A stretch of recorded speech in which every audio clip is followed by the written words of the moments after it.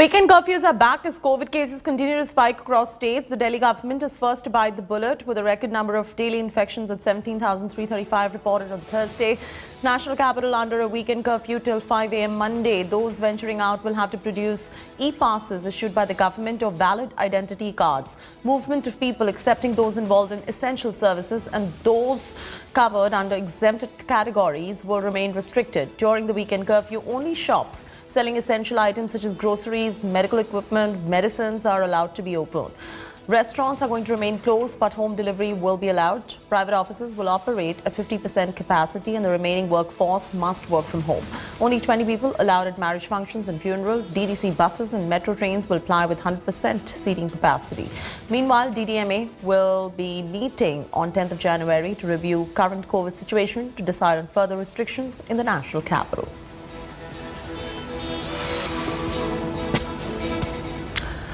Weekend curfew imposed in Karnataka after spike in COVID cases in 24 hours. State reported 8,449 cases on Thursday. Bengaluru alone reported 6,812 cases in the last 24 hours. Weekend curfew has been imposed in the state till 5 a.m. on Monday. Weekend and night curfews extended for 2 weeks. The state government has also decided to shut schools, pre-university colleges, excepting for classes 10 and 12 for 2 weeks. All the essential services will continue. Only 200 people for marriages at open places and below 100 at marriage halls will be allowed. Pubs, bars, cinema halls, malls will run with 50% capacity in Karnataka.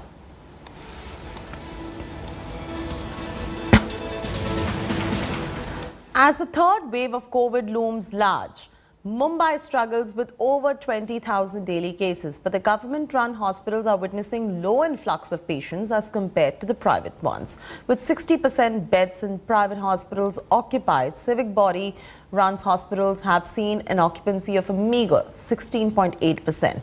Doctors say patients admitted with other ailments have tested positive and hence the beds are occupied. Meanwhile, other experts say cases are more in private hospitals because of the number of cases in high-rises. Here's the news report.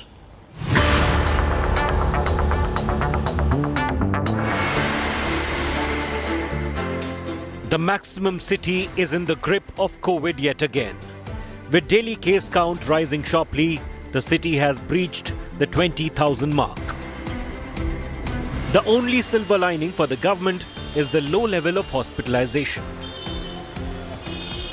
अगर हम दूसरे wave से compare करेंगे तो दूसरा wave में बहुत स्पष्ट ये चित्र दिख रहा था कि कई बेड्स उपलब्ध नहीं हो रहे थे. मुंबई के सभी हॉस्पिटल्स फुल थे, लेकिन बेड अवेलेबिलिटी में अगर आप देखेंगे तो 10 to 15% बेड्स ऑक्युपाइड है.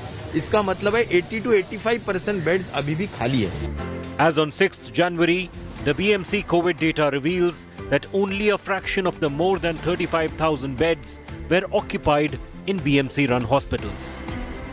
While the BMC-run hospitals are seeing low levels of hospitalization, the private hospitals are seeing a rush. Nearly 60% of private beds are occupied. Dr. Lancelot Pinto of PD Hinduja Hospitals contends that this is because in the initial stage of COVID waves, patients admitted for other ailments stayed longer after testing positive. शुरुआत में beds इसलिए भर जाते हैं क्योंकि लोग किसी और चीज़ के लिए अस्पताल में आते हैं, हार्ट अटैक के लिए, स्ट्रोक के लिए, किसी सर्जरी के लिए, और वो पॉजिटिव निकलते हैं. और क्योंकि वो पॉजिटिव है और हॉस्पिटलाइज किसी और कारण से उनको घर नहीं भेजा जा सकता है, तो उनको कोविड वार्ड्स में रखा जाता है. तो शुरुआत में we are going to see a lot of this कि beds are occupied, the oxygen utilisation will be low. In Mumbai, there are 142 private COVID hospitals. Out of the 7,500 COVID beds in these hospitals, 4,500 are already occupied. Dr. Gautam Bhansali, who coordinates with all private hospitals for COVID, says that all 102 beds in Bombay Hospital are occupied as on 7th of January.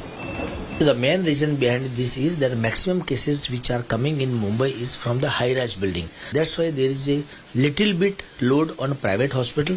Yes, we have an occupancy of, you can say, 60-70% beds are occupied. 60% beds are occupied in the Bombay in private hospital. Rest of the beds are still vacant. So, but there is not that much load. But yes, number of that occupancy is increased. At present, the count of active sealed buildings in Mumbai is more than 500. The BMC seals a building when more than 20% of occupied number of flats is affected with COVID-19, and at least 10 COVID-positive cases are detected in these affected flats. Experts say that one would need to wait for at least a week to see the real spread of the variant. I think it's a little early क्योंकि Covid का surge अभी हो रहा है, तो एक हफ्ते बाद हमको बेटर पिक्चर मिलेगा कि बाकी शहर में क्या हो रहा है, कितने लोग इन्फेक्ट हो रहे हैं. It's a fact that bed occupancy in private hospitals is increasing, but the oxygen utilization is less. The big question remains, what is going to happen in the days to come when the COVID situation is going to deteriorate and the demand for COVID beds is going to increase. With camera person Samir Shanbag, this is Pankaj Upadhyay in Mumbai, reporting for India Today.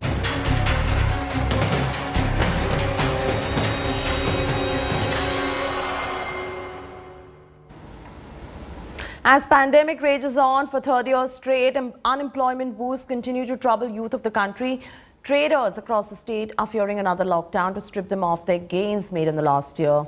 Here is a real India story.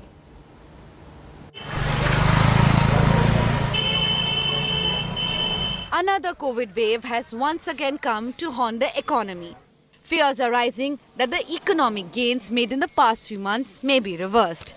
This Omicron impact will largely be felt in the fourth quarter of the current fiscal.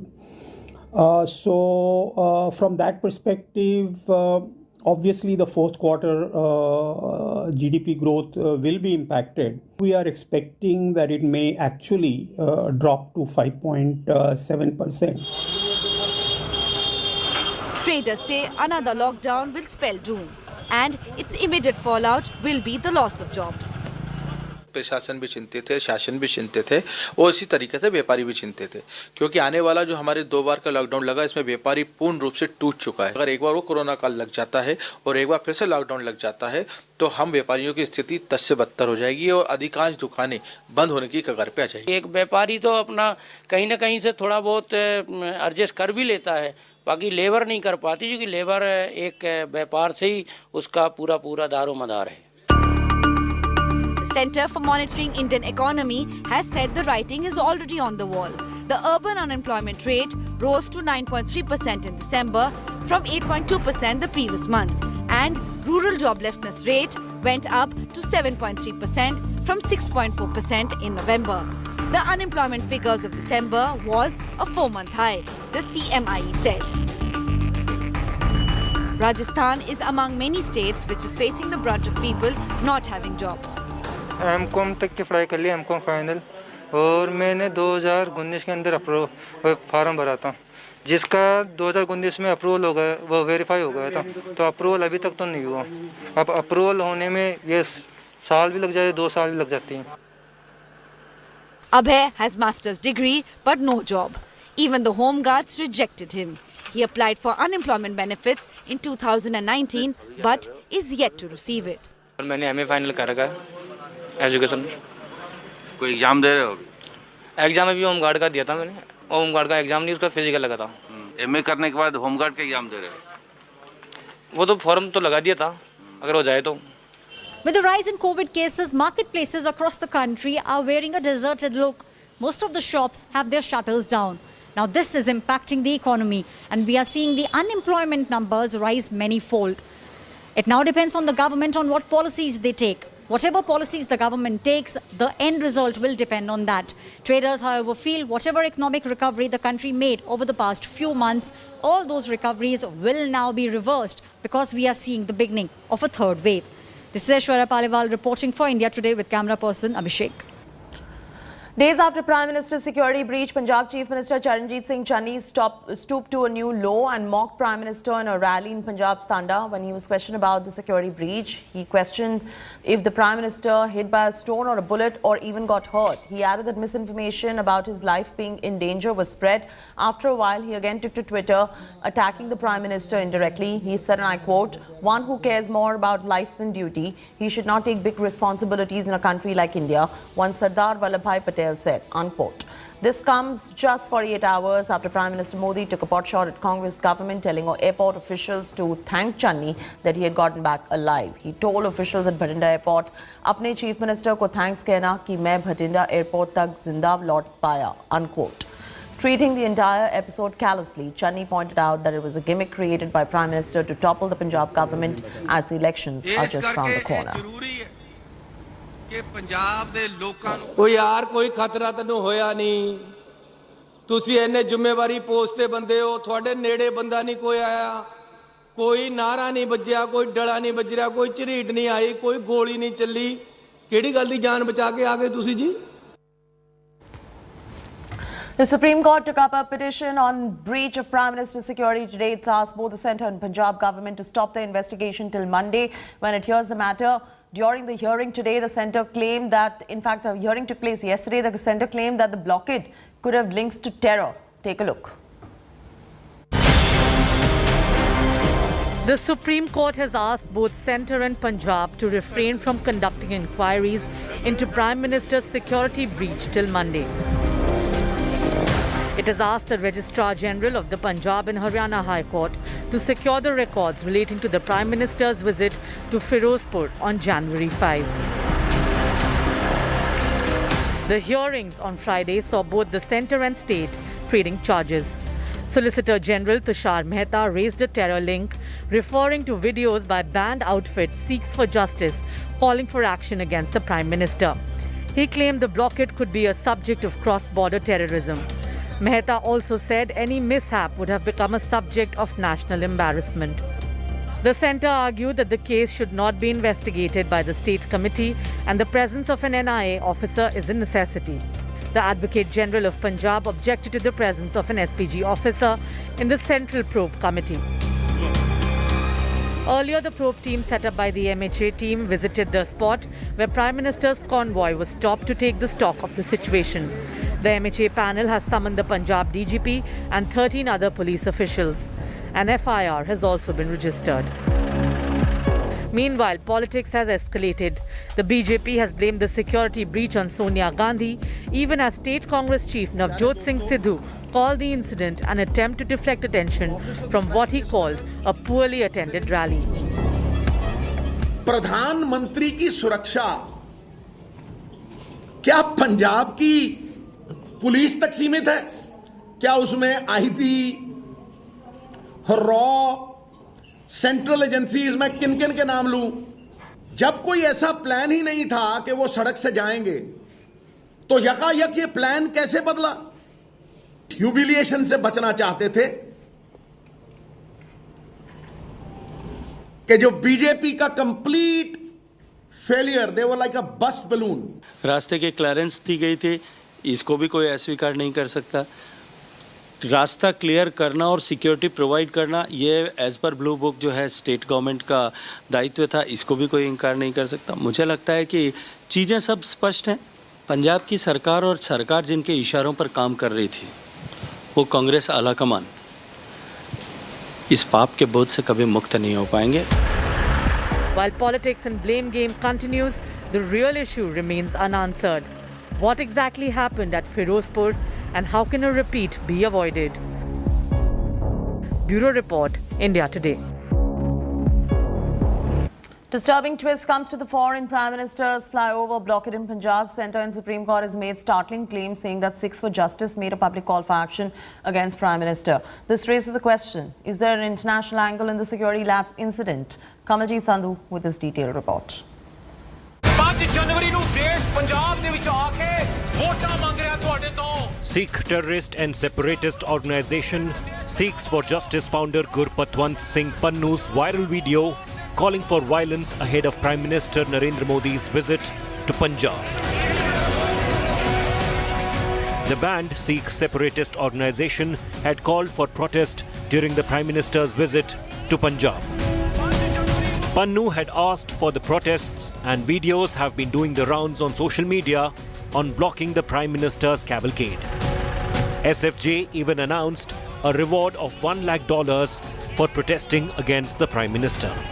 5 जनवरी ਨੂੰ ਦੇਸ਼ ਪੰਜਾਬ ਦੇ ਵਿੱਚ ਆ ਕੇ ਵੋਟਾਂ ਮੰਗ ਰਿਹਾ ਤੁਹਾਡੇ ਤੋਂ। ਇਸ ਦਾ ਵਿਰੋਧ ਕਰਨਾ ਪੈਣਾ ਹੈ ਦੇਸ਼ ਪੰਜਾਬ ਵਾਲਿਓ ਵਿਰੋਧ ਕਰਨਾ ਪੈਣਾ ਹੈ ਪੰਜਾਬ ਦਾ ਨੌਜਵਾਨ ਤੇ ਕਿਸਾਨ ਭਾਰਤੀ ਹਕੂਮਤ ਦੀ ਈਨ ਨਹੀਂ ਮੰਨਦਾ 5 ਜਨਵਰੀ ਨੂੰ ਚਾਹੇ ਕੋਈ ਪੁਲਿਸ ਵਾਲਾ ਹੈ ਚਾਹੇ ਪੱਤਰਕਾਰ ਹੈ ਚਾਹੇ ਹਸਪਤਾਲ ਦਾ ਕਰਮਚਾਰੀ ਤੁਸੀਂ ਜੁੱਤੀ ਵਿਖਾਓ ਸ਼ੋਰ ਦਾ ਸ਼ੂ ਤੇ $1 lakh The Pakistan-backed terror outfit banned in India is under the scanner after the massive security breach during the Prime Minister's visit to Punjab.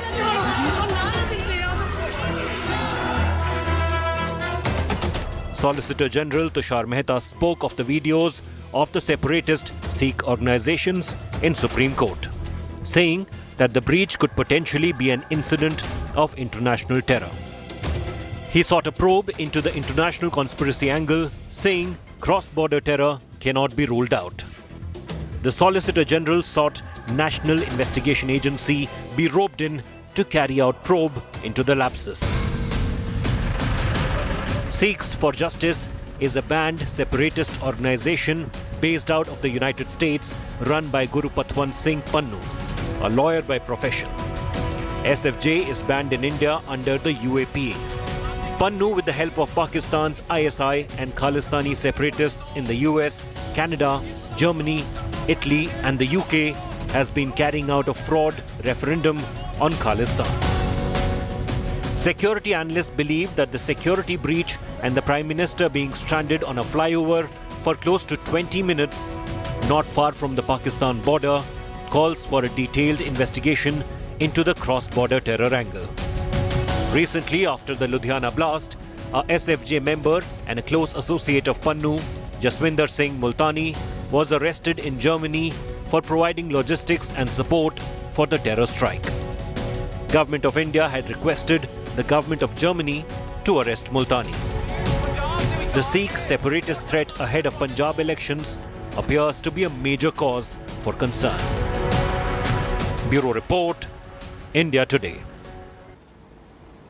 Over 2 days after a major lapse happened in Prime Minister's security in Punjab, till now one FIR has been filed in the incident by Punjab Police. In this FIR, police has invoked only one section of Indian Penal Code, that is IPC 283. This deals with offences related to taking a property in possession that causes danger, obstruction or injury to any person in any public way. This is a bailable offence and the maximum penalty a culprit can get is 200 rupees. However, FIR does not mention any name or any outfit responsible. BJP lashed out that this is a flimsy FIR showing real intent of Channi government aiding culprits. Why was Mr. Channi not available even on telephone so that issues could be resolved and matters could be controlled? Why is it that the Punjab police did not take adequate deployment to ensure the security and sanitization of the route of the Prime Minister? All of this points to the fact that none of this was actually a coincidence or a sahyog, but a prayog, a conspiracy and a khuni sajish to attack the personage of the Prime Minister. In our good news segment today, here is an inspiring story of 22-year-old student from Surat who converts floral waste into fragrant items like incense sticks, soap and air freshener. She brings dried flowers from the temples, dries them at home herself, converts it into fragrant items. All of this without using any chemicals. Here's a look. Ever imagine fragrance coming out of waste? 22-year-old Maitri, a Surat chemical engineering student, does exactly that. She brings home flowers discarded outside temples, dries them, and without the use of chemicals, makes air fresheners, soap, incense sticks, solid perfume, and much more. कुछ थोड़े अच्छे होते कुछ अच्छे नहीं होते तो उसको सेग्रीगेट करके अलग अलग प्रोडक्ट्स बनाते जो बहुत अच्छे होते उससे हम फ्लावर्स या अगरबत्ती बनाते जो छोटे पिचक जाते हैं या फिर जो फ्लावर का ग्रीन पार्ट है लीव्स है उससे हम वर्मी कंपोस्ट बनाते जो हम गार्डनिंग के लिए यूज़ कर सकते हैं और जो श्रीफल होता है जो मंदिरों से ज़्यादातर आता है वो श्रीफल के बाहर का पार्ट उससे हम कोकोपिट बनाते हैं उसको ग्राइंड करके सुखा के तो then it is use for indoor plants also. With a team of 5 students, Maitri sells 7 to 8 types of scented items online. From what began as a college project, Maitri aims to expand her fully green business across the country. For Maitri, wherever there is a temple, there is an opportunity. With Gopi Manyar, Bureau Report, India Today.